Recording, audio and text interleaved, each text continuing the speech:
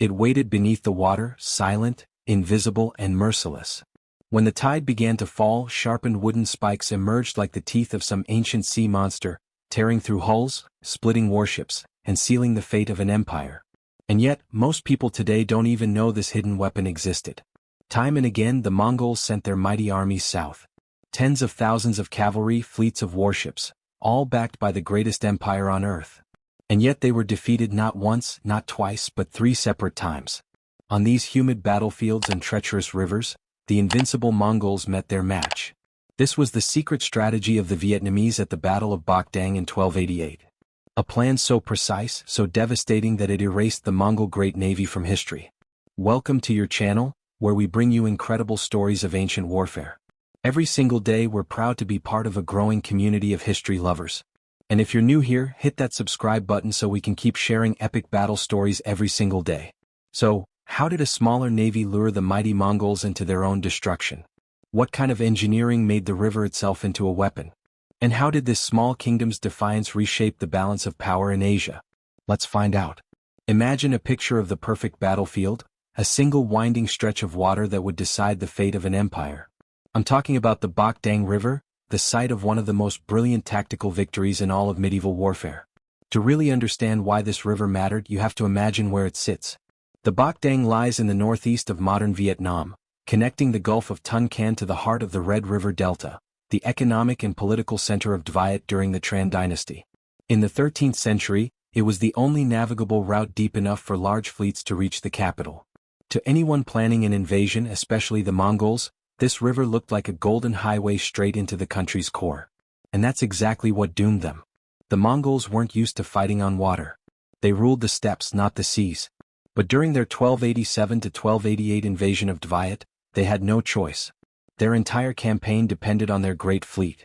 Hundreds of transport ships carrying tens of thousands of soldiers, horses, siege engines, and supplies. These ships were huge, deep-draft vessels built for open waters, not for the narrow, unpredictable rivers of northern Vietnam. Still, they came prepared. Historical accounts describe nearly 300,000 men sailing south, packed onto ships loaded with weapons, armor, and provisions. Their plan was detailed, even scientific. After studying the terrain from previous failed invasions, the Mongols chose Van Keep as their base, a strategically perfect spot. There they built sprawling military camps, heavily fortified and protected by both land and naval forces. It became a kind of Mongol fortress city, part harbor, part stronghold, where infantry and navy worked together like gears in a war machine. Sure, they'd taken a few hard hits in earlier battles, but their confidence hadn't wavered, their numbers were still enormous, their ships impressive, and their strategy tight. But despite all that power, Commander Omar faced a simple, unavoidable truth. To reach Hanoi, he had to go through the Bakdang River. That made it the perfect trap. Tran Hung Dao, the commander of De Viet, saw what the Mongols couldn't. Geography itself could be a weapon. Since the Mongols had no other route to Hanoi, he didn't have to guess where they'd strike. He knew exactly where they'd come from and could focus all his effort, all his engineering, and all his forces on a single river. And that river, the Bach Dang, was nothing short of a natural marvel.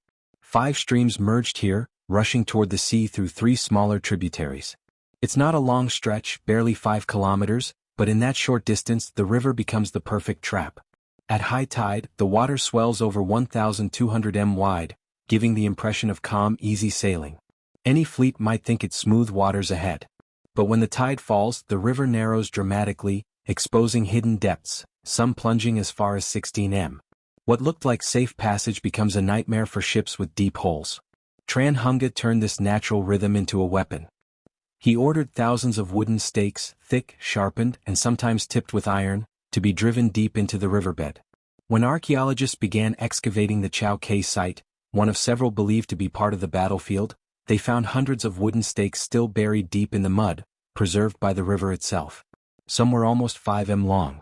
That's over 16 feet, about the height of a man, with diameters up to half a meter. Each one had been handcrafted from rare hardwoods. Species known for their incredible density and water resistance. For one, the bottoms of the stakes were cut flat, not pointed like you might expect. That sounds strange, right? You'd think a pointed end would go into the mud more easily, but a flat base gave the stake a much wider surface area, like a snowshoe, allowing it to stay firmly anchored in soft, shifting river sediment. That stability was crucial when facing the heavy impact of a Mongol warship. The Vietnamese engineers of the 13th century clearly knew what they were doing. Cutting, shaping, and transporting these hardwood logs required enormous manpower and planning. We're talking about a logistical operation involving hundreds, maybe thousands of workers. From lumberjacks in the forest to river engineers in the delta, imagine massive wooden frames, ropes, pulleys, and weighted hammers, all working together to pound each pole vertically into place. That's not simple manual labor. That's 13th century engineering on an industrial scale. And all of it had to be done in secret. And then there were the horizontal grooves or notches carved into many of the stakes. Archaeologists have debated their purpose, but the most likely explanations are both practical and tactical. The grooves could have been used to tie ropes or attach lifting devices to help transport or position the stakes. Others believe they served as anchor points to lash stakes together underwater, effectively linking them into a rigid defensive grid that could trap and tear apart any ship trying to force its way through. The layout of the stakes was just as deliberate as their design. Excavations show they were placed about 4 to 5 meters apart, forming dense lines that stretched across the river. Most were driven straight down, designed to snag and immobilize deep-hulled ships. But one discovery stood out. A limb stake tilted at a 45 degrees angle pointing southwest directly against the river's current. That detail may sound minor, but it changes everything. A slanted stake like that wouldn't just stop a ship, it would puncture it. When the tide dropped and a Mongol vessel tried to back out of the trap, the retreating current would push it straight onto that slanted spear, tearing open the hole from below. The angled stakes acted like fixed harpoons, invisible, inescapable, and deadly.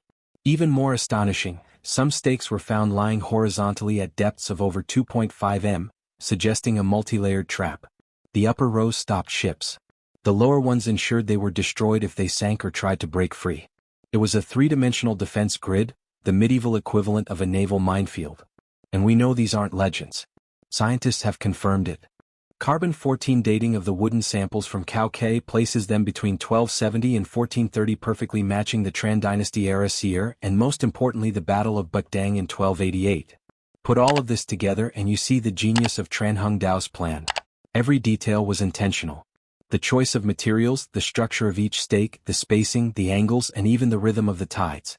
The river became a machine, a living weapon, triggered by the pull of the moon. When the Mongol ships sailed into the Bach Dang River at high tide, everything looked calm, wide, open, and deceptively safe. But the moment the tide began to fall, the river transformed into a forest of deadly spears.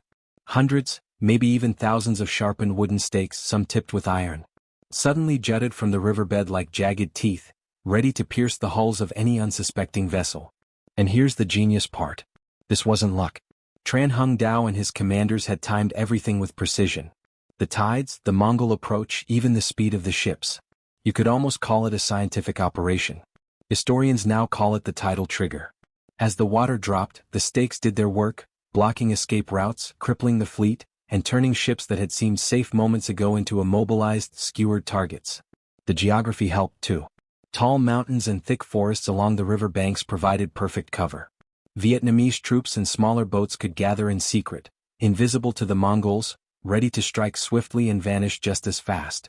Mobility and concealment went hand in hand, turning the river into a deadly stage for ambush after ambush. But Tran Hung Dao's brilliance went beyond geography or engineering. He had learned from history. Over 300 years earlier in 938, Viet forces had already used a similar tactic on this same river, annihilating the invading southern Han fleet. He wasn't reinventing the wheel. He was refining it to deadly perfection. When the Mongols retreated from Van Keep toward the river, it wasn't a disorganized flight. Tagan's forces were still strong, protected by cavalry escorts. Tran Hung Dao positioned a combined force of regular troops and local militias along the escape route. Every group had a precise mission. Disrupt the Mongol cavalry, isolate the ships from their escort, and funnel the fleet straight into the trap. And so with a mix of precision and patience, Viet's forces shadowed the retreating Mongols, never fully engaging, only nudging and steering them toward the trap. Timing was everything. Hung's troops had to ensure the Yuan fleet reached the ambush point precisely as the tide began to recede, because only then would the river's hidden stakes rise from the water, turning what looked like calm open waters into a lethal graveyard. It was the 9th of April 1288.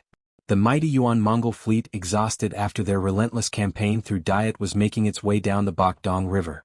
The tide was high, the river wide and deceptively calm. Perfect conditions for Hung Zhao's plan. The Dvat fleet moved out in full force, rowing toward the Yuan.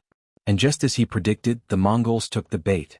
Seeing what appeared to be a retreating enemy, they surged forward, confident that victory was at hand. But this was no ordinary chase. Psychology was at play. The Mongols were frustrated, fatigued, and under immense pressure to retreat north before their supply lines collapsed. So, when they spotted an enemy seemingly fleeing, pride and impatience clouded their judgment. They plunged deeper into the narrow river, unaware that the tide was subtly shifting beneath them. Within hours, the water level dropped by roughly 75 to 110 centimeters, just enough to change everything. The UN ships, heavy and deeply laden, suddenly scraped against the riverbed, catching on something solid. One by one they slowed.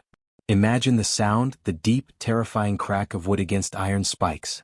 Shouts of confusion echoing across the river, and the panicked cries of sailors realizing they were trapped. And then it happened, just as Hung Zhao had calculated. The receding tide revealed hundreds, maybe thousands of sharpened wooden stakes hidden beneath the water, some tipped with iron. The Yuan fleet, already deep in the narrow river, had nowhere to maneuver. Ships crashed into the stakes, pierced through hulls and began sinking one by one. The river, peaceful moments before, erupted into chaos. That's when the Dvat fleet struck. From the flanks, small agile vessels surged forward, surrounding the Mongols on all sides. Other ships rammed head-on into the immobilized fleet while archers and crossbowmen fired from concealed positions along the banks. Every element of the trap, the tide, the stakes, the geography, the timing of the attacks worked in perfect harmony. The Mongols who had conquered empires from China to the Middle East were now trapped, helpless, and utterly destroyed. And if that wasn't enough, at just the perfect moment, boats loaded with fire-starting materials were sent into the river. Flames leapt across the water, racing from ship to ship. Wooden hulls crackled, sails caught fire, and entire stretches of the Bakdang River erupted in a blazing inferno. Ships that had looked untouchable just moments before were now writhing targets of fire and smoke. Their decks filled with panicked soldiers struggling to escape. The Yuan Mongols weren't done yet. Desperate, they tried to regroup, pushing their remaining forces up toward the Tran Mountains, hoping the high ground would offer some safety. But the Diet had anticipated this. Hidden units waiting in the mountains waited for the perfect moment. As the Mongols made their stand, Dvat forces struck, pushing them back down toward the river. The natural geography worked like another silent weapon. Nestled within the river was the rocky coast, 5 jagged stone outcrops that blocked nearly 3/4 of the river's width. This forced the UN ships into narrow, treacherous channels, leaving them exposed and unable to maneuver. The river's twists, turns and rocky outcrops turned their retreat into a trap. The escape route to Nam Trier, their only hope of fleeing, was completely blocked. One by one, the Mongol ships were impaled on stakes hidden beneath the water, caught sideways or eaten like fish on a line. The chaos was complete. Ships collided with one another, blocking the river and leaving the Mongols trapped. The once mighty navy, the same force that had swept through China and Korea, was now a tangled mess of splintered hulls, burning wood, and desperate men struggling in the mud and water. At the climax of the battle, Great Lord Tran Hung Dao alongside King Tran Han Tong and the former King Tran Then Tong led the final charge. The king's presence inspired every soldier and sailor. Oars pulled with strength, arrows flew in perfect coordination, and swords cut with lethal precision. Elite guards, normally tasked with protecting the royal family, now fought freely, pouring their fury onto the trapped invaders. From both riverbanks, waves of fire arrows and flaming rafts rained down. The Mongol ships, immobilized and crowded together, were perfect targets. Oil, tar and supplies fueled the inferno. Smoke filled the air, heat warped the hulls, and soldiers struggled to escape as the fire consumed everything in its path. Some ships split apart under the weight of water and tide, others burned in place, leaving men and horses flailing helplessly in the river. Meanwhile, the UN Mongol forces were falling apart. The sight of the Royal Dvat fleet charging in sent waves of panic through their ranks. It was as if the river itself had turned against them. They tried to fight back, but the tide had already shifted. The Dvat closed in like a relentless wave crashing over rocks, unstoppable and overwhelming. Battle cries rang out. Steel clashed and the screams of the dying echoed across the river. Blood ran thick in the water, turning at a deep crimson as the UN found themselves surrounded on all sides, trapped between fire, stakes and the fierce Vietnamese warriors. By the end of the day, the Mongol naval threat was completely annihilated. The once mighty Yuan fleet, around 600 ships strong, had been utterly destroyed. Nearly 400 vessels were seized by the Dviet while the remaining 200 sank beneath the river, their hulls smashed and disappearing into the murky depths. And the men, roughly 60,000 soldiers, seasoned warriors of the Yuan Navy, were either cut down in battle or captured. Not a single ship or soldier escaped. The great Mongol naval force which had conquered so many lands before was wiped from the Bakdang River. Gone, erased, never to threaten the Viet again. And yet, just when it seemed the Yuan Mongols were on the verge of total annihilation, a surprising order came down from the highest authority. King Tran Nan Tong commanded his generals to cease the pursuit. Stop chasing. Let Togan's forces retreat. At first glance it seemed counterintuitive. Why allow the enemy to escape after inflicting such a crushing defeat? But the decision was rooted in strategy and wisdom. Great Lord Tran Hunga and the king understood the bigger picture. They wanted to demonstrate the strength and unity of Dviet to leave no doubt in the minds of the Yuan dynasty about their power. But even then Tran Nan Tong and Great Lord Hungzhou knew the limits of war. The Yuan dynasty wasn't just any enemy. It was vast, powerful, and capable of striking deep into Dviet if provoked further. An all-out annihilation could spark a drawn-out conflict, devastating the people they had fought so hard to protect. The king understood something fundamental. True victory wasn't just destroying the enemy. It was preserving your own people and ensuring lasting peace. In that moment, strategy, mercy, and foresight intertwined, showing that sometimes the greatest strength lies not in pursuing total destruction, but in knowing when to stop. And yet that decision wasn't easy for everyone. The Dviet soldiers, burning with rage from years of Mongol invasions, struggled to obey. Their hearts screamed for vengeance. How could they let Togan go free after all the pain and suffering? Driven by that anger, commanders pressed the retreating Yuan forces anyway, using every advantage the terrain offered. High mountains and dense forests became hunting grounds. Ambushes rained down from the trees. Poisoned arrows struck from hidden positions and every narrow path became a trap. The Yuan soldiers, already exhausted, fell in droves. Their bodies littered the roads, a grim testament to the relentless pursuit. Finally, after what must have felt like an eternity, Tohan and the remnants of his once mighty army stumbled back across the northern mountains, bloodied and broken. The date was February 19, 1288.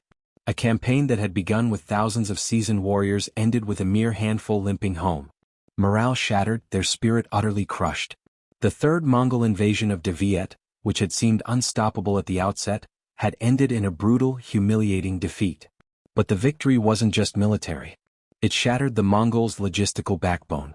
Their transport ships, supply lines, and means of retreat were all destroyed. Thousands of men died or were captured, including the famous General Omar. Those who survived fled north through jungles and mountains, broken and demoralized. The invasion was over, but its impact resonated far beyond the battlefield.